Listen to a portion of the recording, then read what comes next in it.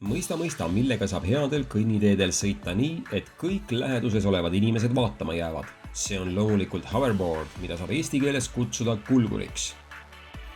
Käesolev kulgur C1 on väga äge sõiduvahend, mis koosneb kahest eraldi osast. Eraldi rattast ja jalakohast, mis on keskelt ühendatud. Kõige lihtsamalt saaks seda kirjeldada, kui ilma käepidemeta miniatuurset Segway. Sõitmine on päris lihtne.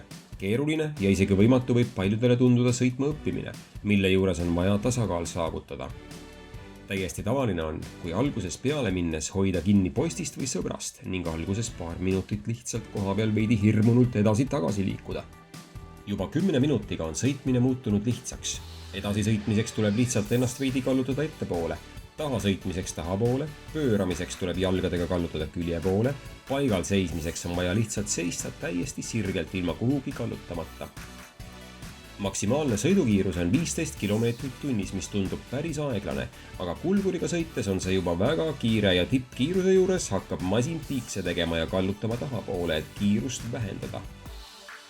Sõita saab umbes 10 kilomeetrit, mis on väga hea tulemus, arvestades, et tegu on küllaltki kompaktse sõiduvahendiga.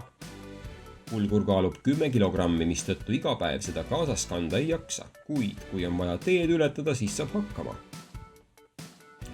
Kulguriga kulgemine tundub nagu lendamine ja elektriautoga sõit kokku panduna. Kui kiiret sõita, on tunda tugevat tuult ja samas on kulgur üsna vaikne, sest see töötab elektrimootoriga. Aku laetustaset saab näha 4 rohelise tulukesega, mis masina peal on.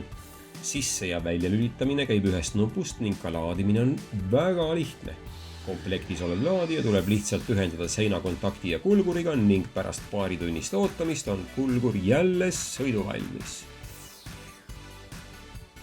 Suurimaks miinuseks on väiksemapoolsed rattad, millega on näiteks killustikul võimatus sõita ja ka teedel, kus on väikesed kivid ja teeaugud.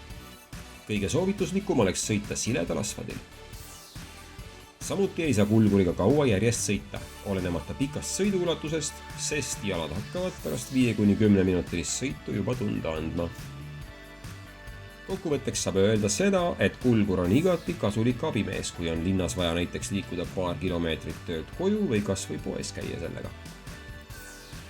Kulgur C1 hind on kulgurid.ee lehel umbes 500 €, mis ei tundu väga palju, kui arvestada, et see on väga kasulik masin, millest saaksid kasu peaaegu kõik.